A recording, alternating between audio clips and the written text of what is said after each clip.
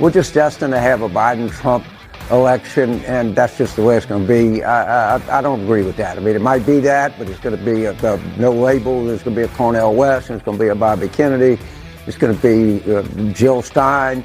There's a lot of football left yet. That's all I can say. And anybody that thinks that they know where this ends, my hat's off to you. Yes, the Ragin' Cajun. That is, of course, James Carville last night on CNN, one of his home networks, saying, hey, well, he doesn't know what's going to happen. Is the matchup going to be Biden and Trump? What about Bobby Kennedy Jr.? What about Cornel West, who is a very severe mental case? Sure, it could be. We don't know. Nobody knows. It's absolute anarchy out there. Pay no attention. I said months ago that Joe Biden would not be the Democrats' nominee. Once Election Day rolls around, I still believe that to be the case. Believe that will be the case. Now, I started to say something, and I'm afraid that I didn't allow myself the requisite number of seconds to complete my thought as we were breaking away. But let me share this extraordinary news with you. There have been 10 IEDs, improvised explosive devices, black powder and shrapnel explosive devices that have been found at the U.S.-Mexico border. There was a cartel gunfight going on with a whole bunch of armed people with AK-47s, 11 armed people. The Mexican military responded on the Mexican side of the border. Customs and Border Protection responded on our side of the border. And the cartels are involved. The cartels are also bringing in people from Syria and Iran and China across our border. But the Fox Business Channel, I believe, was the first to break the news. 10 IEDs, improvised explosive devices, a term that we got to turn everything into an abbreviation, right? And the wars in Iraq in particular, and Afghanistan as well, improvised explosive devices, radical Islamic jihadi terrorists and so on, with their homemade bombs, and they make bombs that are designed to kill people and to penetrate armor and so on. 10 IEDs found at U.S.-Mexico border in cartel gunfight. CBP, another abbreviation. We got IEDs, we got CBP. You got to learn to speak the code. There's a code out there that we've inflicted upon ourselves. Rather than using complete sentences and words, we turn everything into a ridiculous abbreviation. But nevertheless, Customs Border Protection, I'll turn it back into words, is warning its agents to, quote, exercise extreme caution, end quote. That sounds like a good idea, doesn't it? After the Mexican military seized 10 IEDs at the border. U.S. Customs Border Protection is warning agents to be on the lookout for explosive devices. A federal law enforcement source shared with Fox Business Network an internal officer safety alert dated December 13th that warns Customs Border Protection agents to be vigilant after the Mexican military seized 10 improvised explosive devices, IEDs, at the border.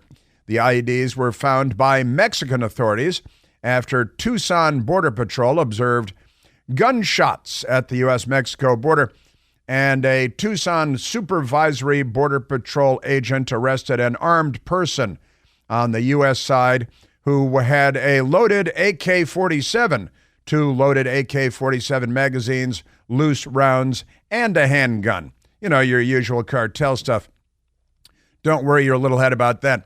Customs Border Protection is warning its agents to exercise extreme caution and should report any possible armed subjects approaching the border with possible explosive devices. We're going to need to move the U.S. military down there. If we had a president of the United States, and we don't, we would move military down. We'd have attack helicopters patrolling the border. We would close our damn border.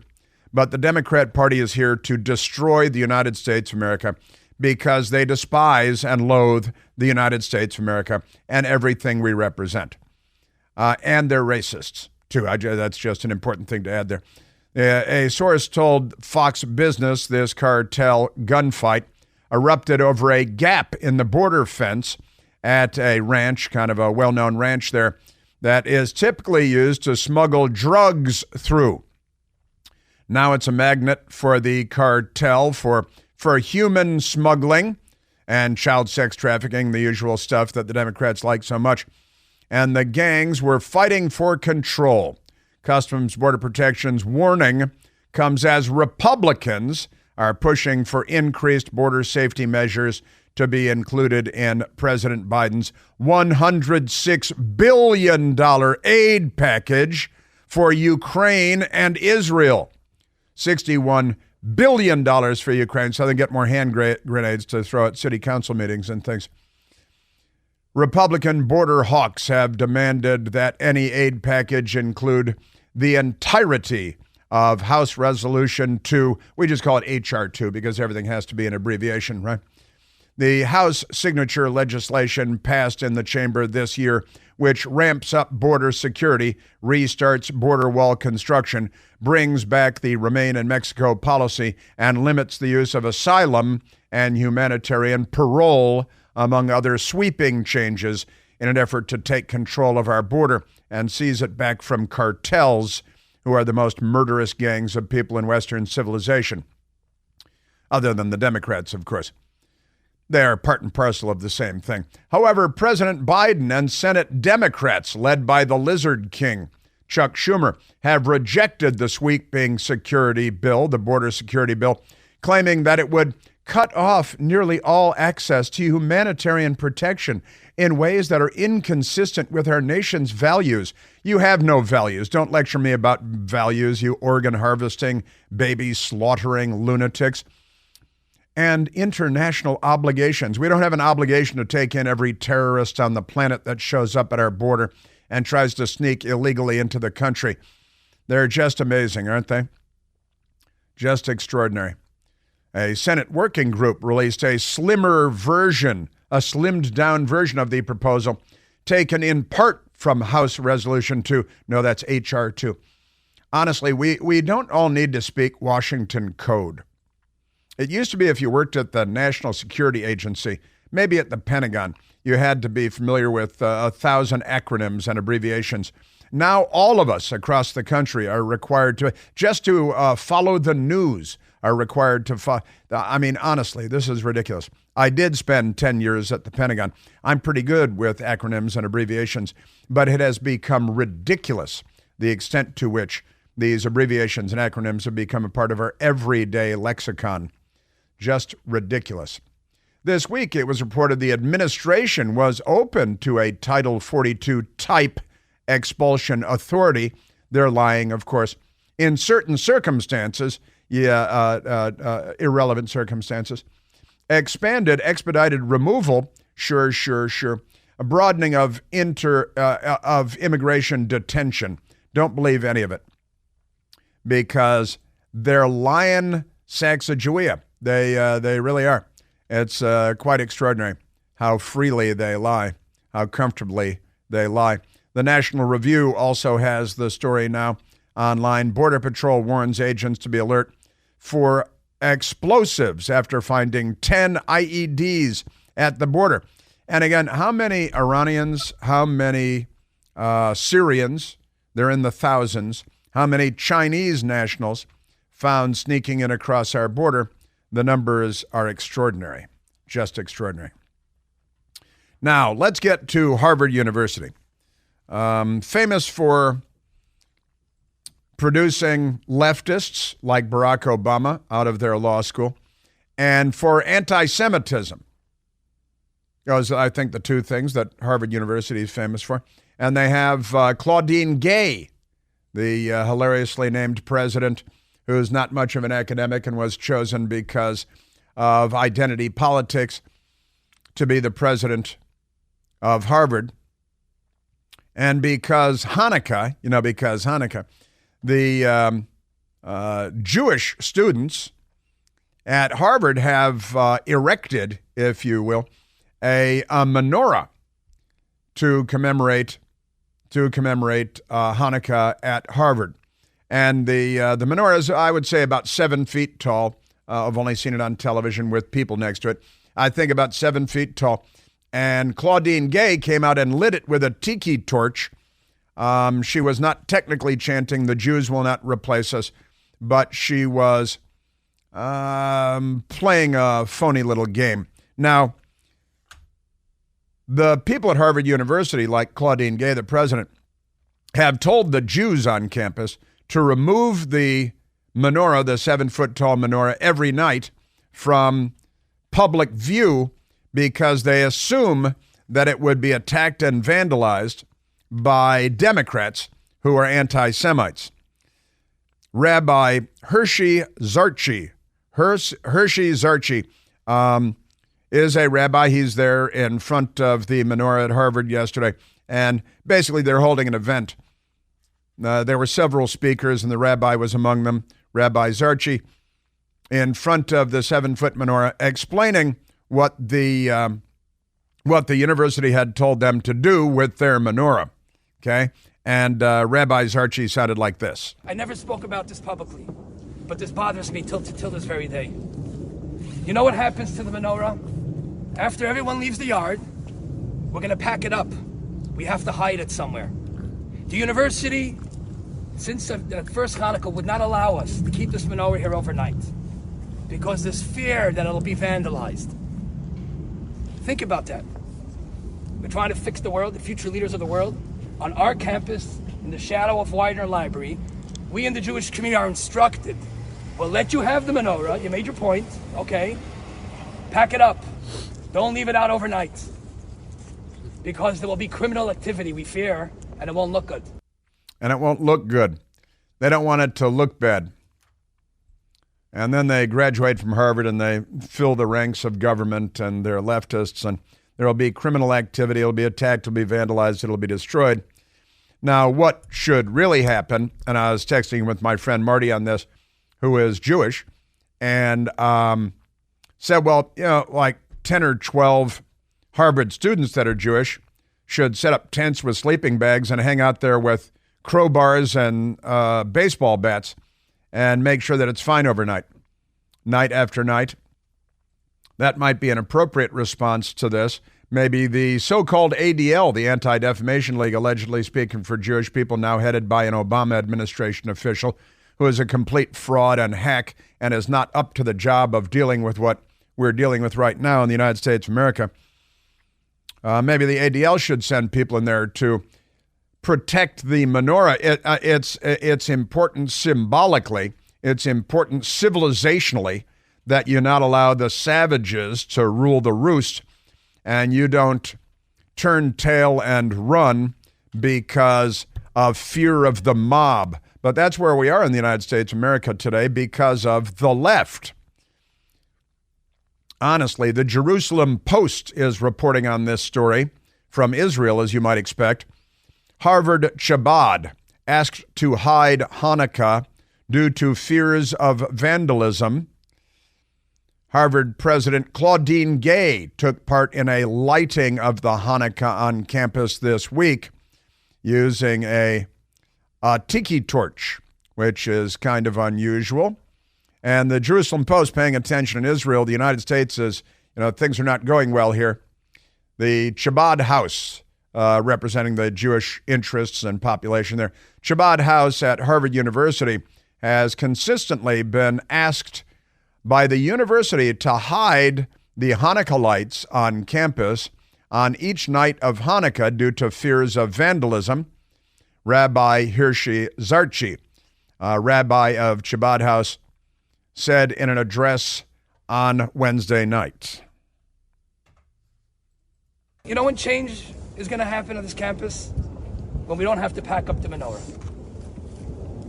When the current dean of students is not able to tell me last Shabbat over dinner that a student confides in him, that he looks in the mirror before he leaves his dorm room to ensure that there's nothing on his physical appearance that gives away the fact that he's a Jew. That's the reality of the Jewish community in Harvard today. We have to pack up our menorah when we're done. Students have to remove anything. Some students feel they have to remove anything about their physical appearance that suggests that they're retarded. Because people that call themselves liberals in the United States of America have made sure that every Nacht is Kristallnacht. They attack Jewish-owned restaurants in Philadelphia. We are turning into a country that is unrecognizable as the United States of America.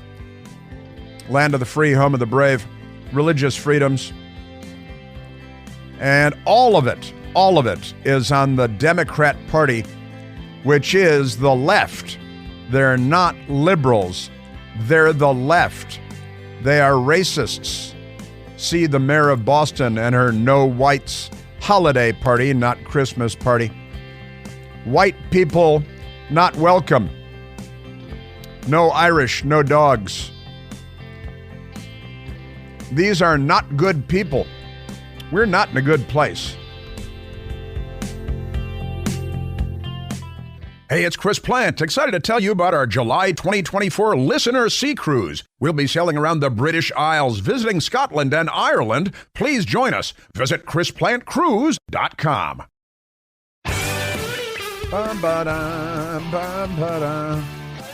Now, the open border, the IEDs found, the cartels, the Syrians, Iranians, Chinese coming into the country through our southern border, which is wide open, the dim-witted sanctuary city leftists in Chicago and New York and beyond, they are a threat to our country. The Fox News Channel has a story about 4 Hamas terrorists arrested in New York yesterday. I apologize, not in New York, in Europe yesterday, because they were plotting an attack or attacks in Europe. 4 Hamas members are behind bars accused of plotting terror attacks against Jewish targets in Europe. Prosecutors say the 4 men arrested in Germany and the Netherlands are closely linked with the organization's military branch. They're accused of hiding weapons in Berlin to be used in potential terror attacks. Their arrests come as Israel's defense minister predicts a drawn-out war, saying it will take months to destroy Hamas. Now, the so-called national security advisor in the United States, Jake Sullivan, who is a liver-lipped kind of worm of a person who wouldn't scare a chihuahua, is mumbling about how Israel has to stop their intense war. They should make it a kinder, gentler war. 4 Hamas terrorists arrested plotting terror attacks in Europe. So they're spreading out. And what about here? What about the United States, where there are open borders and cartels and IEDs? And Netanyahu, to his credit, says, we're not waging war on a political calendar dictated to us by the United States.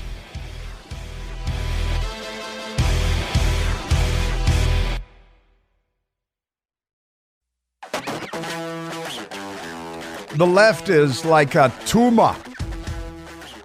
They're like a tumor.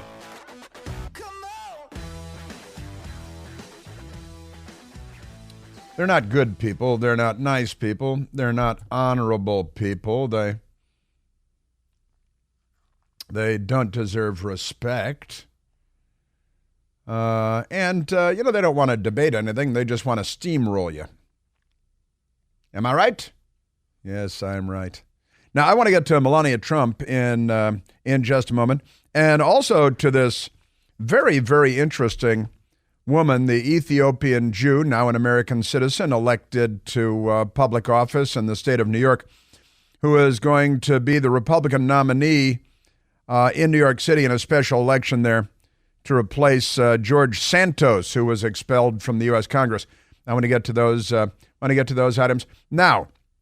Talking about the rampant anti-Semitism in the United States, the arrests in Europe of 4 Hamas terrorists in 2 different European countries plotting attacks, 10 IEDs found along our southern border, cartels, AK-47s, wide open border.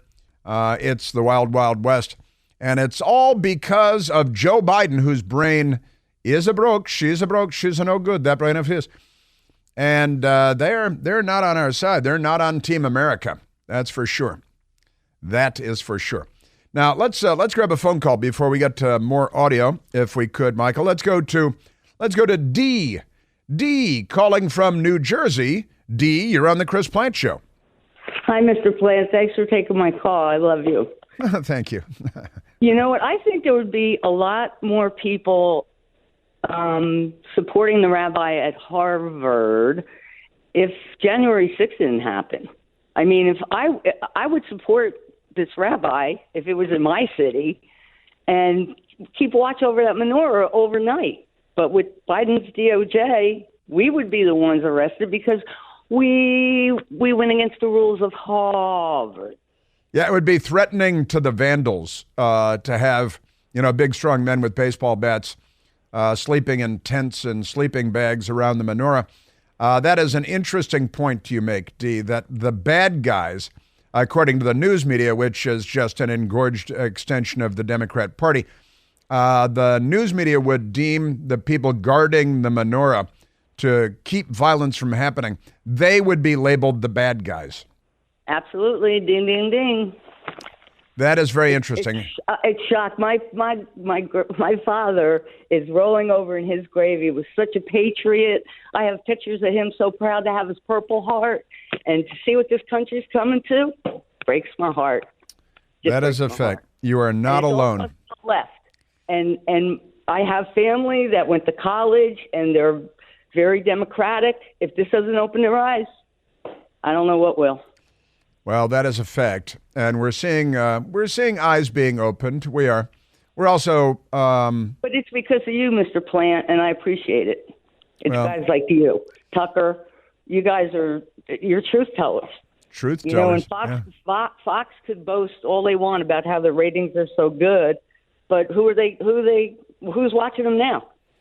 People that got sick of CNN because it was too liberal, but they're getting liberal, and yeah, it's amazing. It's people like you that are going to save our republic and save democracy. Well, very ambitious. I will tell the truth and see what happens. Thank you very much.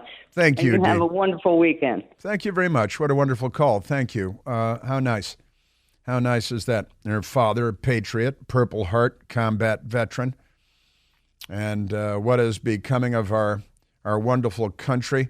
It's under assault from inside. And, you got this Barack Obama hate-filled movie on Netflix. They paid him $60 million.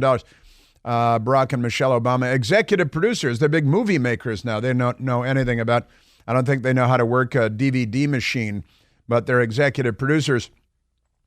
Pretty amazing stuff of a hate-filled, anti-American, racially divisive movie that you would expect from the Obamas and the Democrats and the left, and it's The Downfall of the United States of America.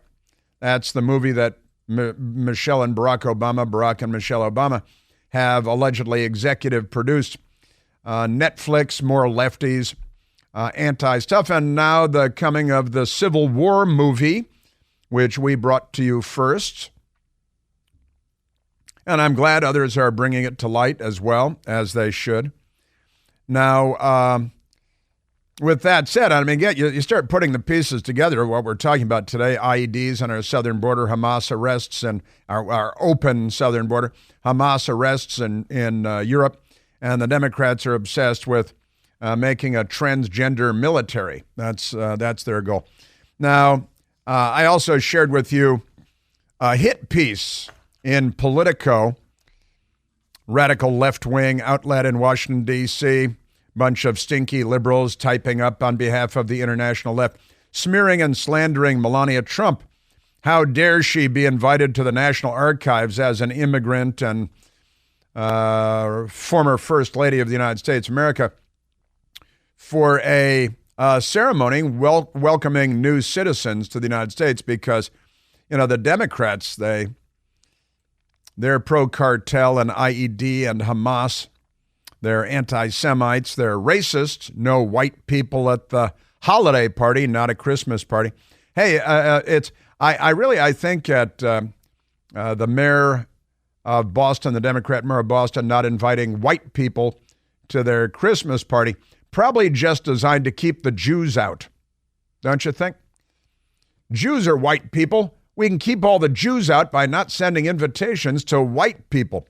Let's do that. But in any case, Melania Trump at the National Archives today, being attacked for it by the so-called mainstream news media.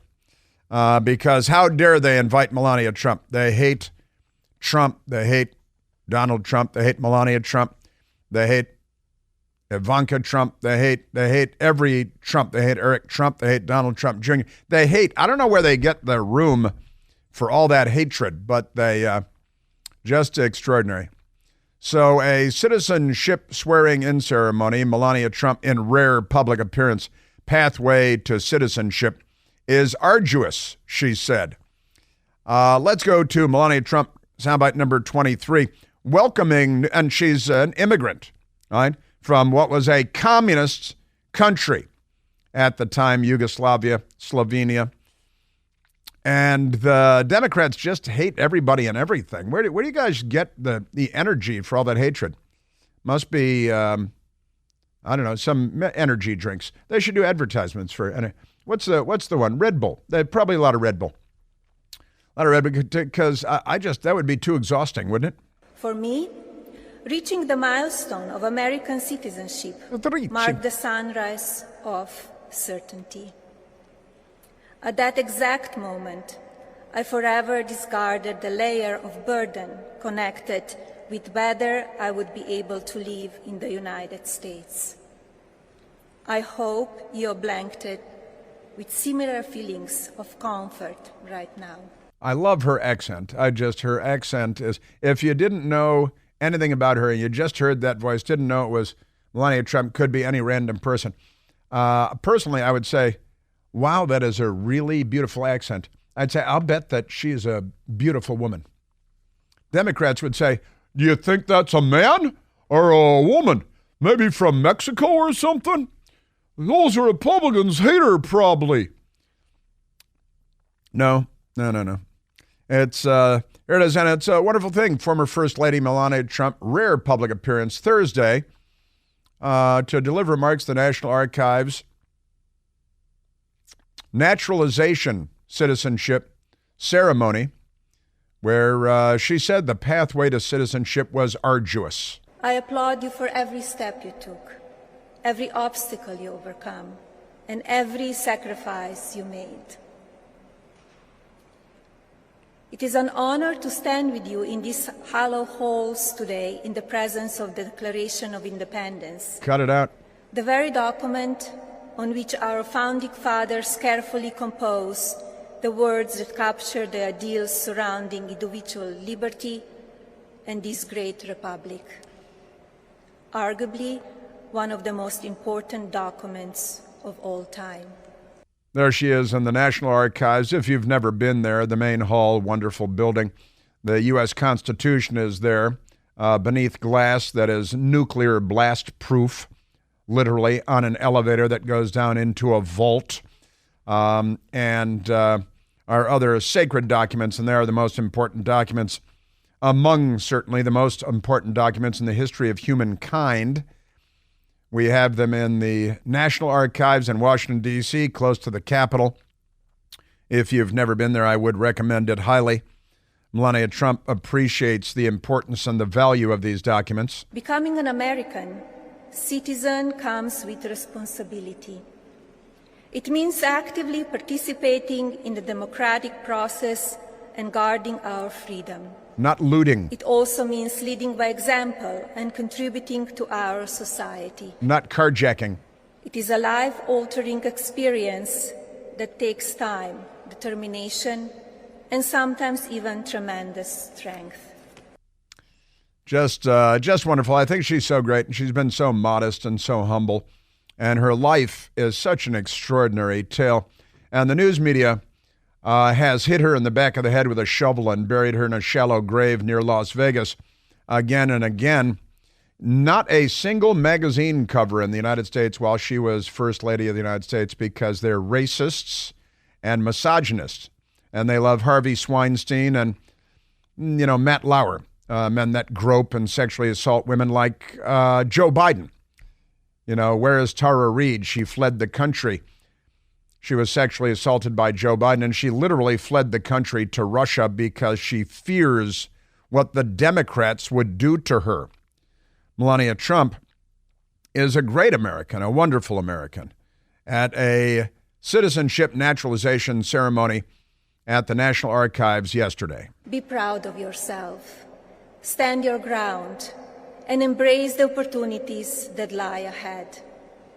You are American. Be a beacon of inspiration for your children and those who follow in your footsteps. May your journey continue to be filled with endless possibilities, and may your contributions enrich the fabrics of this great nation. Isn't that wonderful? And that naturally leads us to our next extraordinary American immigrant story, and it is a truly extraordinary story. New York is home to a woman named Mazie Melissa Phillip.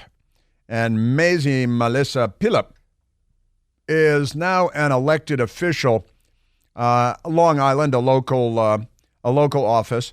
She is a former Democrat and now a Republican. She was born in Ethiopia in, I believe, either 1984 or 1985. Her family is not entirely sure which, because it's Ethiopia. And she was evacuated from Ethiopia by Israel, along with 1,400 Ethiopian Jews, and brought to Israel. When she was a small child, she was raised mostly in Israel. She served in the Israeli Defense Forces. She's a paratrooper. She met her husband in the IDF. They married and moved to the United States. She's now an American citizen, very proudly. And she's an amazing story, an amazing life story.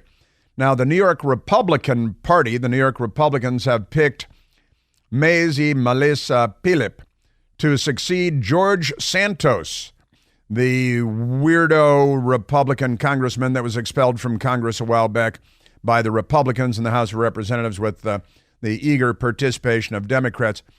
But now Phillip is a Nassau County legislator, affected locally, Israeli military veteran, was among 20 candidates that the Republican Party interviewed, and they decided to choose her to become the candidate to send to the House of Representatives. Here is Mazie this morning on the Fox News Channel. I want to tell you a little bit about myself. I was born in Ethiopia, grew up in Israel. When I was 12 years old, with the civil war that took place in 1991, United States, together with Israel, brought me and another 14,000 Ethiopian Jew to Israel, to a new home, to a new life, new opportunity. I finished my school. I joined the IDF, finished my degrees, and I met my husband in Israel, and then I moved to U.S. And then she moved to the U.S. Did I say 1,400 or 14,000?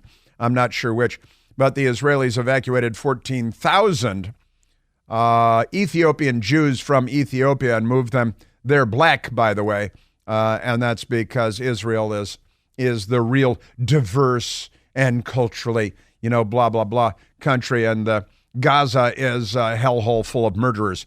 Here's Mazie. The U.S. has been a great country for me, good to me, and I want to serve the people, and I want to be the voice for everyone. And I want to make sure my children, my grandchildren, your grandchildren will have the same opportunity like me. She was early on deceived into becoming a Democrat in the United States. Her eyes have since been opened. Republicans, because, as I said, I'm very, my views, my values more relate to the Republican Party. Republican Party is welcoming everyone, and it's the party of the people. The Democrat Party is racist, anti-Semitic, anti-American, open borders, pro-cartel, pro-Hamas, pro-carjacking, pro-looting. and anti-Constitution. Other than that, they're the perfect party for America. Maisie on George Santos. George Santos is disgrace. He really did wrong things, and he's out now. He's the past. I'm the future. I'm the voice for everyone. For me, it's not about the Republican, Democrat. It's about being a good voice for the American people. Exactly, about being a good voice. And she's also beautiful, just by the way. Which doesn't hurt if you're going to be in politics, because, as you know, it's all a terrible cable television show. Extraordinary. Yeah. In the meantime, Democrats elected to school board positions are being sworn in, not on Bibles, but on a stack of books containing gay child porn. That's your Democrat Party 2023. Pretty amazing times we're in.